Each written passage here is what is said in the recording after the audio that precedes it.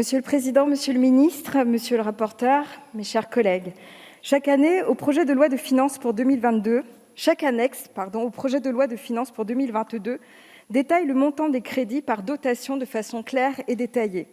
Elles contiennent toutes les informations requises afin de se forger un avis et décider pertinemment du vote du crédit à allouer.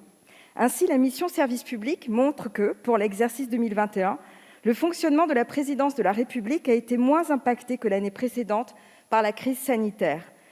Dès le printemps, des redéploiements des crédits de déplacement ont été affectés aux crédits d'investissement, permettant ainsi de dégager et de régler de nouveaux projets de modernisation d'ici la fin de cette année.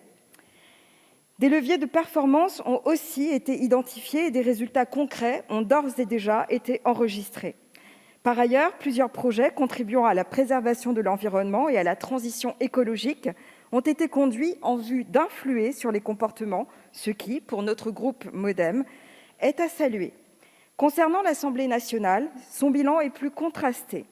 En effet, alors que le budget pour 2021 s'inscrivait en baisse, tant pour les dépenses de fonctionnement que pour celles d'investissement, le budget pour 2022 marque une inflexion notable en raison des dépenses liées au renouvellement de notre Assemblée. Malgré des ressources budgétaires propres en hausse, le résultat budgétaire serait déficitaire si la dotation était maintenue inchangée. Pour notre groupe, il semble dès lors indispensable de concrétiser l'établissement d'une programmation budgétaire pluriannuelle.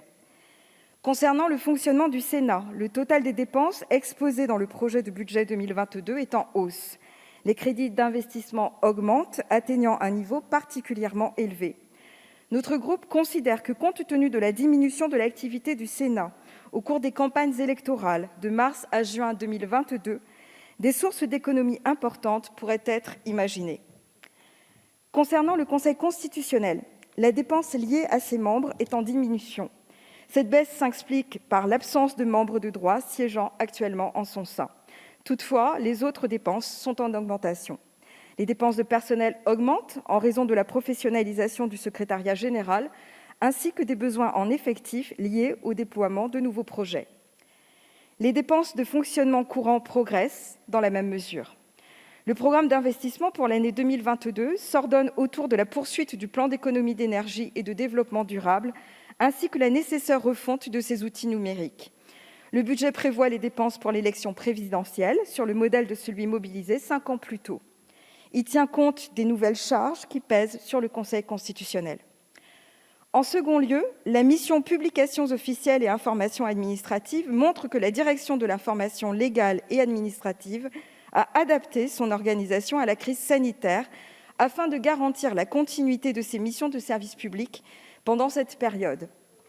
Elle poursuivra en 2022 la modernisation de ses activités afin d'améliorer le service rendu et de répondre aux besoins en constante évolution, tant des citoyens que des entreprises. Le projet de budget pour 2022 devrait présenter un solde positif.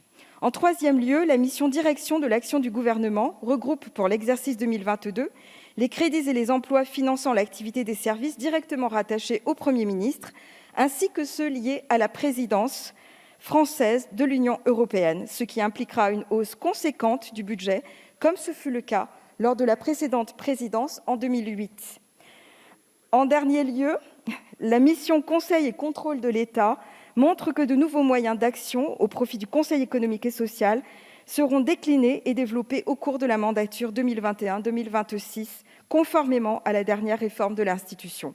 La nouvelle programmation triennale des contrôles de juridiction financière s'inscrira, quant à elle, dans la perspective de fonctions plus réactives et attachées aux préoccupations des citoyens, ainsi que l'affirmation de sa stature internationale grâce à l'exercice d'un mandat d'audit externe de l'Organisation des Nations unies à compter du 1er juillet 2022 et pour 6 ans. Enfin, les juridictions administratives poursuivront leur politique ambitieuse de modernisation de leur organisation et méthode de travail. En ce sens, le renforcement des moyens alloués depuis plusieurs années a permis d'atteindre, puis de dépasser l'objectif assigné à la juridiction administrative de ramener à 1 an le délai prévisible moyen de jugement. Par conséquent, le groupe MoDem et démocrates apparentés, donne son entière approbation aux éléments résultant de ces missions annexées au projet de loi de finances pour 2022. La parole